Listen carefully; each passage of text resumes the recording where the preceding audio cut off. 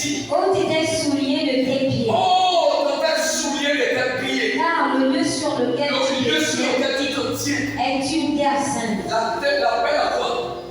Sainteté. L'appel à quoi? À la sainteté. L'appel à la sainteté. Ce n'est pas d'abord l'appel du service. Dieu ne lui a pas d'abord parlé du service. Dieu a d'abord parlé de la personne de Moïse. Amen. Oh, tout est souillé. Parce que le lieu où tu te tiens est un lieu saint. Ça veut dire que Dieu voit que non, tu dois d'abord enlever. Tu dois enlever d'abord le péché. Oh, tout est souillé. Tu dois d'abord enlever ta conduite ancienne. Tu dois changer ta façon, ton ancienne façon de marcher. Tu dois d'abord changer. Tu dois enlever d'abord ça. Amen. Oh, tout est souillé. Car le lieu où tu te tiens est un lieu saint. C'est d'abord un appel à la sainteté. Amen. Amen. Il y a un appel d'abord à la sainteté. Parce que celui qui appelle est saint. Et quand celui qui appelle est saint, pour qu'on marche et qu'on travaille avec le saint, pour servir le saint, il faut d'abord être saint. Amen. On doit être pareil. Tu dois accepter sa nature. Vous devez accepter sa nature pour le servir. Si on n'accepte pas la nature de Dieu, on ne pourra pas le servir. Et même si on commence à le parler, parce que Dieu ne sera pas obligé de continuer à vouloir, continuer à marcher dans le péché, à côté du péché. Il va complètement se retirer. Amen. Alors, puisqu'il fait utiliser Moïse grandement et puissamment, l'appel de Moïse était d'abord un appel à la sanctification.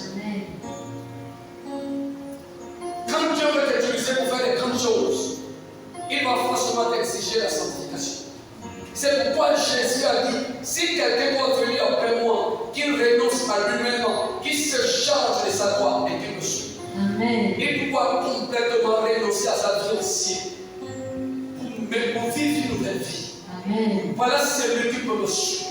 Et lorsqu'on parle de quelqu'un qui suit, c'est quelqu'un qui vient après toi. Quelqu'un qui vient après toi vient pour répéter ce que tu as fait. Amen. Parce que quelqu'un comprend le concept. Amen. Quelqu'un qui vient après toi vient aussi pour faire ce que toi tu as fait. Amen. Donc pour faire ce que Jésus a fait, puisque nous le suivons, c'est grâce.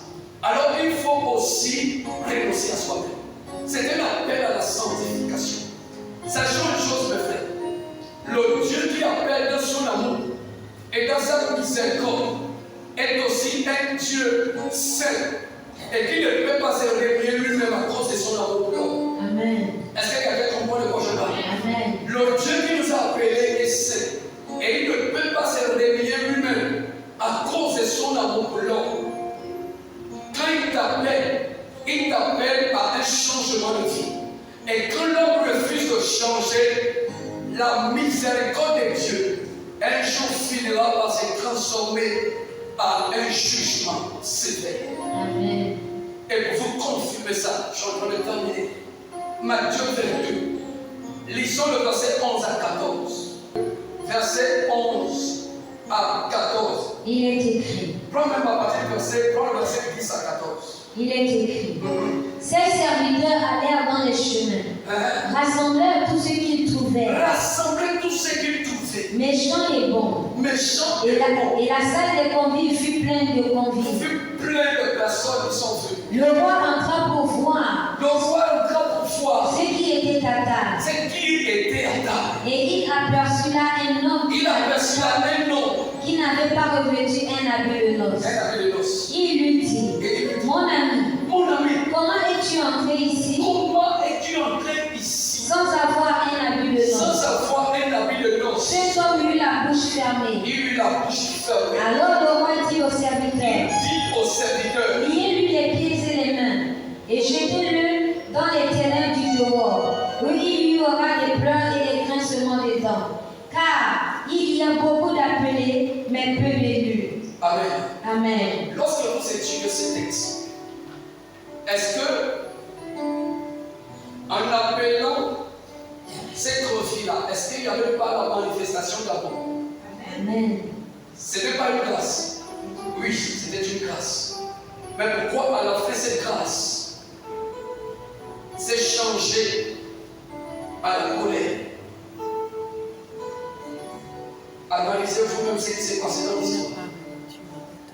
Quand il est rentré dans la la salle, c'est un appel à la sanctification. C'est un appel au changement. C'est un appel qui permet de savoir qui sont les élus, qui venaient être sauvés ou pas. Mais quand il est rentré dans la salle, tout le monde qui sont venus là-bas se sont déjà révertis à les noces. Sauf un homme qui restait toujours avec les mêmes habits. Tous ceux qui sont venus ont porté déjà l'habit de noces. Mais il y a quand même les deux. Il y a une catégorie parmi eux. Il y a là une catégorie qui sont restés les mêmes et qui n'ont pas changé. Amen. Les mêmes natures, les mêmes comportements, les mêmes caractères, les mêmes façons de faire, les mêmes choses. Il est toujours dans la salle de noces. Il a refusé d'abandonner ce qu'il était venu avec pour porter ce qu'on donne ici. Parce que pour entrer dans une salle de noces, il faut avoir la vie de noces. Maintenant, si tu dis non, moi je ne veux pas, les serviteurs vont te laisser parce qu'ils ne vont pas te forcer. C'est ce que pourquoi les pasteurs ne forcent personne à l'église, mais ils les enseignent dans les instructions. Mais on n'est pas fait pour forcer Dieu. Il y a quelqu'un qui est le juge de tous. Et c'est celui-là qui va juger chacun. Et maintenant, quand il va rentrer dans la salle, il va constater les hommes qui ont respecté les règles. Il va constater les femmes qui ont été humbles, obéissants et soumises. Et il va aussi constater une catégorie rebelle et qui ont les cœurs endurcis, qui ont refusé de changer leur comportement, leur conduite et leur manière de faire. Et il va dire, attends, qu'est-ce que toi tu fais ici si tu n'es pas prêt à changer? Comment penses-tu que toi tu peux rentrer dans le noce si tu n'es pas prêt à changer? Il ne pouvait pas parler. Il n'avait rien dit. Il dit, liez les pieds et les mains et jetez-le dans les ténèbres des dehors.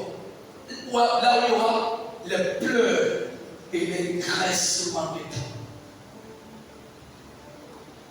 L'appel qui fait de la condamnation à la justification, c'est le même appel qui fait que les plans de tes ennemis ne plus le pouvoir sur toi. C'est ce même appel qui fait que même les sorts qu'on te jette ne t'atteignent plus. C'est ce même appel qui fait que tous les projets qui font tes ennemis dans le secret ne t'atteignent plus. Mais ce même appel exige que tu changes. Amen. Parce qu'il y a une fin. Cet appel va terminer quelque part. C'est un appel à une gloire éternelle de Dieu. Et pour parvenir à la gloire éternelle, il te faut ôter d'abord et enlever ta nature au ciel pour te revêtir d'homme nouveau. Cet homme nouveau-là, c'est ce qu'on appelle la vie des noces. Regarde ce que la Bible dit. Éphésiens chapitre 4. Lisons à partir du verset 24. Il est écrit. On prend à partir du verset 22. À partir du verset 22. Eu égard à votre vie passée. Voilà ce que cet homme n'avait pas fait. Cet homme n'avait pas eu égard à sa vie passée.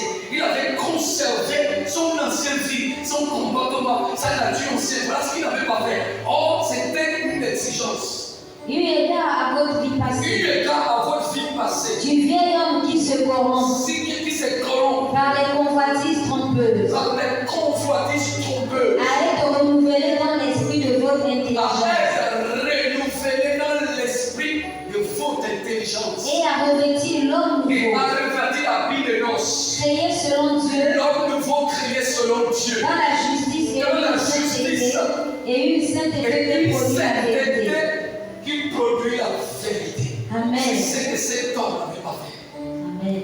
La vie de noces, c'est une vie juste et sainte que la vérité produit dans la vie des chrétiens.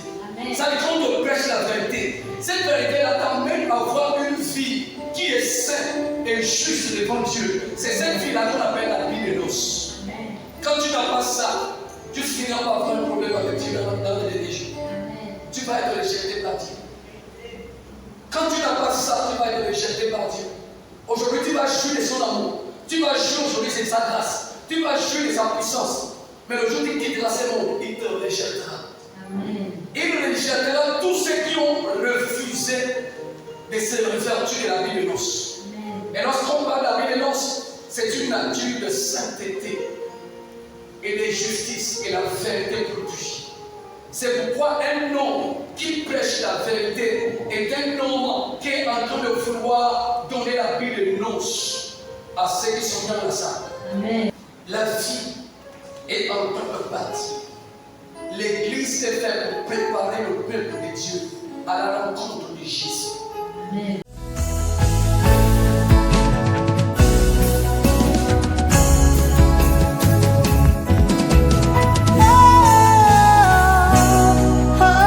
Holy One, mighty God, now your name be that to you.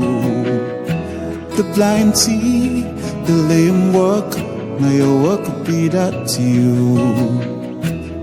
Heaven and earth shall pass away, but your word will still remain. Ibuka, Ibuka, Ibuka,